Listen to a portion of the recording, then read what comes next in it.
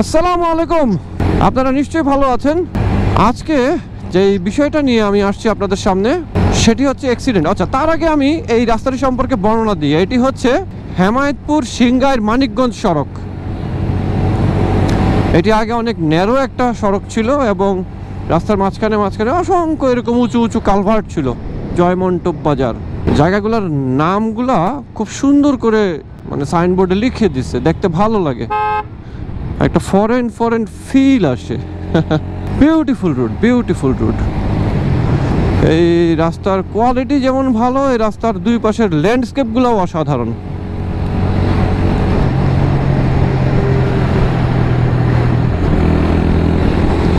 এই ওভারটেকিংগুলা খুব বেশি কনফিডেন্ট না হলে করতে যাবেন না, পুরাটাই হচ্ছে অঙ্কের খেলা, ক্যালকুলেশন। এক্সট্রেল এ তো চেনা চেনা লাগছে ছেলেটাকে। ও ওইদিকে কই যায়?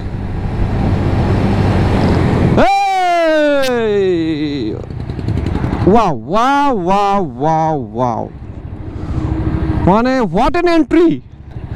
বামে পাইলাম অনেক রে, আর ডানে পাইলাম বাস। এ বেটা, গেছিলাম তো, আমার তো মাথায় ধরে না, মানে হাউ রেকলেস পিপল আর।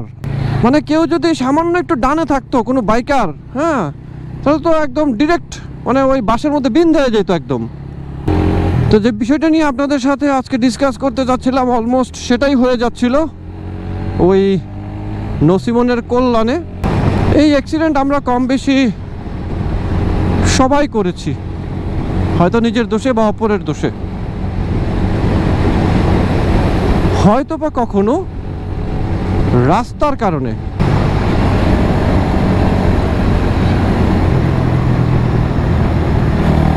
তো গত বছর আমি তেমনই একটা অ্যাক্সিডেন্ট করি। তো আজকে সেই অ্যাক্সিডেন্টের বিষয়টাই আপনাদের সাথে শেয়ার করব এবং ফুটেজটাও আপনাদের সামনে দেখাবো। আমরা মানিকগঞ্জের ভিতর থেকে মুন্নু হসপিটালের যে রোড, ওই রাস্তাটা ধরলাম। এই রাস্তার দুই পাশে গাছপালা, যার কারণে এই রাস্তার পরিবেশটা একটু ঠান্ডা পাওয়া যায়। আর আমাদের একটু চা খাওয়া দরকার, দেখি ভালো করে। মাঠটা খুব সুন্দর। কি কেমন লাগতেছে জ্যাকেট? ভালো কথা, তুই কি জ্যাকেটটা ট্রাই করার জন্য রাস্তায় নামছিস নাকি? বাবাই, আপনার একজন কাস্টমার পেয়ে গেছি এই ভিডিওর, তাহলে ফুল স্পন্সর কিন্তু আপনি। জোকস অ্যাপার্ট, আসলে এই জ্যাকেটগুলো ইম্পোর্ট করেছে বাবু ভাই। কোয়ালিটিতে কোনো কথা হবে না, একটা দেখতে বেশ প্রিমিয়াম লাগে জ্যাকেটটাকে। আর overall fabrics quality, mesh quality, ভিতরের আর্মার, চেইন, সব কিছু মিলিয়ে কিন্তু জ্যাকেটটা বেশ ভালো। চেইনটা ভালো। আমার সাথে ঘটে যাওয়া দুর্ঘটনাটা ছিল টোটালি রাস্তার ফল্ট। আমার ক্রুজিং স্পিড ছিল তখন 120, যেটা হাইওয়েতে আমার স্বাভাবিক ক্রুজিং স্পিড। তো আমরা চিটং থেকে ঢাকার দিকে আসছিলাম।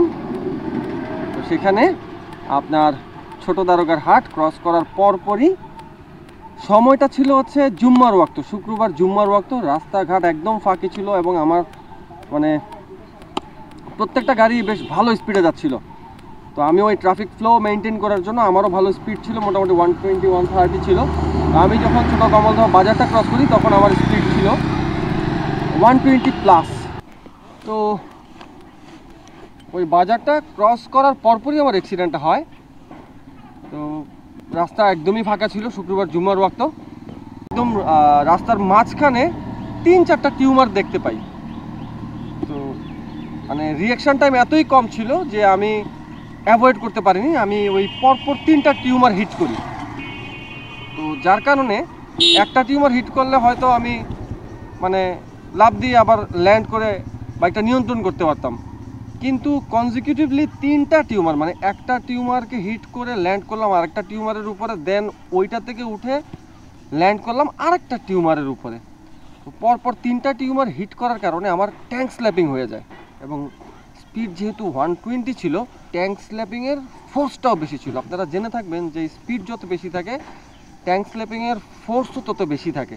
আমি আমার সর্বশক্তি দিয়ে আমি হ্যান্ডেলটা ধরে রাখার চেষ্টা করি এবং পরপর 4টা 5টা ট্যাঙ্ক স্ল্যাপিং খুব মানে ফোর্সে হয় ওই অবস্থায় আবার আমার সামনে ছিল একটা ট্রাক, যেটা ছিল খুবই স্লো, লাইক ওইটার গতি ছিল হচ্ছে 40-45। এখন আমার যেহেতু ট্যাঙ্ক স্ল্যাপিং হচ্ছে, আমার বাইকের ডিরেকশানের উপরে আমার ওইভাবে নিয়ন্ত্রণ নাই, আর আমি সামনের ব্রেকও করতে পারতেছি না। আমি যেটা করতে পারতেছি শুধুমাত্র পিছনের ব্রেক করতে পারতেছি, কারণ পিছনের ব্রেক আবার যদি জোরে প্রেস করি সেক্ষেত্রে আবার পিছনের চাকা স্কিড করতে পারে, দ্যাট মিনস আমার ফ্রিস্টাইলিং হইতে পারে। তো 120-তে ফ্রিস্টাইলিং হইলে আবার সামনে ট্যাঙ্ক স্ল্যাপিং, আমি পুরোপুরি নিয়ন্ত্রণ হারাবো। তা আমি যেটা করছি, ওই ট্যাঙ্ক স্ল্যাপিংয়ের অবস্থায় আমি ইঞ্জিন ব্রেক প্লাস পিছনের ব্রেক মোটামুটি, দ্যাট মিনস 40% ধরেন পিছনের ব্রেক, মানে যেই পর্যন্ত স্কিড করবে না। আমার আর ট্রাকের যে ডিস্টেন্স ছিল মাঝখানে ধরেন 1-1.5 সেকেন্ড, ওই 1-1.5 সেকেন্ডের মধ্যে আমি 120 থেকে স্পিড 100-তে নামাইতে পারি, কিন্তু আমার ডিরেকশানটা ফুল চেঞ্জও করতে পারি না। আপনারা ভিডিওতে দেখবেন অ্যাট দি লাস্ট মোমেন্টে আমি কিন্তু কেটে যাওয়ার চেষ্টা করি ডান পাশে। আমার কিন্তু ট্রাকের মেটাল বডিতে কোনো কন্ট্যাক্ট হয়নি, জাস্ট ট্রাকের পিছনের চাকায় আমার স্লাইডারের 1 ইঞ্চি বেঁধে যায়, আর তখনই আমি পুরোপুরি নিয়ন্ত্রণ হারে একদম হাইওয়েতে ক্র্যাশ করি। ওই 2-1 সেকেন্ডের মধ্যে আসলে ওইভাবে সব কিছু খেয়াল করা বা মেজার করা এটা কখনোই সম্ভব না হিউম্যান ব্রেইনের পক্ষে। আমি আমার মতো করে চেষ্টা করছি, এবং আলহামদুলিল্লাহ যেহেতু আমি জাস্ট স্লাইড করে ক্র্যাশ করেছি, আমার কোনো রকম মেজর ইনজুরি হয়নি। আমার যা গিয়েছে সেফটি গিয়ার্সের উপর দিয়ে গিয়েছে। হেলমেটের পিছনে খুব সামান্য স্ক্র্যাচ ছিল, তখন আমার হেলমেট ছিল সোল, তো সোল আমাকে আরও একবার রক্ষা করলো। স্টপ দেখা গরুটাও দুঃখ প্রকাশ করলো আমার অ্যাক্সিডেন্টের কথা শুনে। যাই হোক, তো আমার বাইকেরও কোনো ক্ষয়ক্ষতি হয়নি। মজার বিষয় হচ্ছে আমি অ্যাক্সিডেন্টের আগেও যেভাবে ক্রুজিং করেছি, আমি অ্যাক্সিডেন্টের পরেও ঠিক সেমভাবে ক্রুজিং করেছি। আপনারা বলতে পারেন কেন, বা আপনারা ভাবতে পারেন অ্যাক্সিডেন্ট করার পরে তো কনফিডেন্স কমে যায়।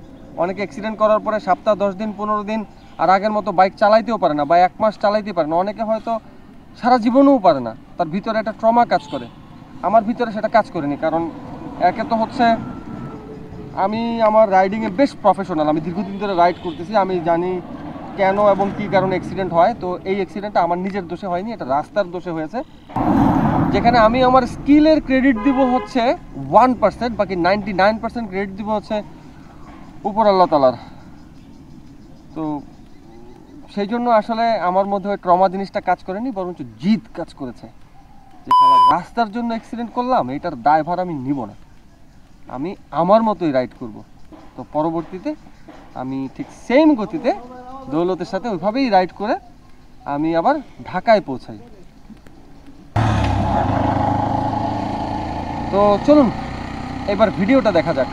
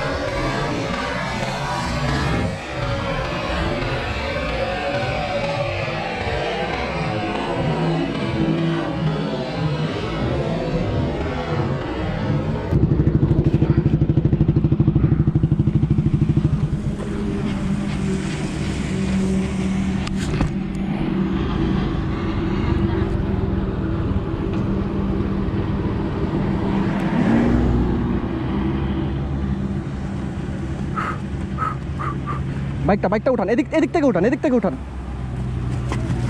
হ্যাঁ, উঠান।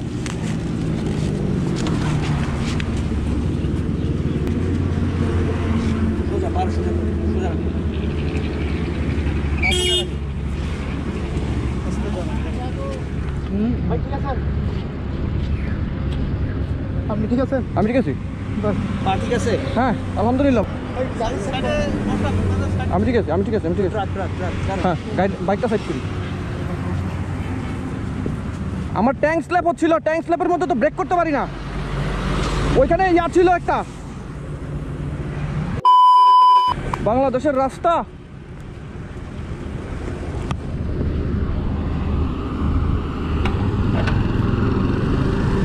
ইস, 6টা ইঞ্চির জন্য সেভ করতে পারলাম না। 6টা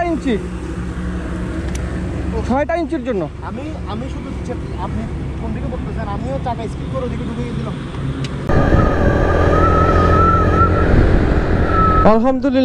আলহামদুলিল্লাহ যে এখনো আমি বহাল তবিয়তে আপনাদের সামনে আছি, ঘুরে বেড়াচ্ছি, বাইক চালাচ্ছি, আপনাদেরকে নতুন ভ্লগ উপহার দিতে পারছি। হয়তো আপনাদের দোয়া ছিল আর আল্লাহ পাকের বিশেষ রহমত ছিল। তো এই দুর্ঘটনা থেকে যে ড্যামেজ হতে পারতো সেই তুলনায় কিছুই হয়নি। না আমার বাইকের কিছু হয়েছে, না আমার কিছু হয়েছে। তো আপনারা সবাই সাবধানে চালাবেন, সবসময় সেফটি গিয়ার্স মেনটেন করবেন, এটার কোনো বিকল্প নাই। সেফটি গিয়ার্সের যে বিকল্প নাই, এই দুর্ঘটনাটি হচ্ছে একটা বেস্ট এক্সাম্পল। আর রাস্তাঘাট দেখে অবশ্যই চালাবেন, মানে রাস্তাঘাটও আপনার দুর্ঘটনার কারণ হতে পারে। আপনারা ভালো থাকবেন, সুস্থ থাকবেন, অবশ্যই আরও সাবধানী হবেন। সেফটি গিয়ার্স মাস্ট ইউজ করবেন, মাস্ট। টিল দেন দেখা হবে আবারও নতুন কোনো পথে এবং অবশ্যই নতুন কোনো অ্যাডভেঞ্চারে। আল্লাহ হাফেজ, শাব্বা খায়ের, চাও।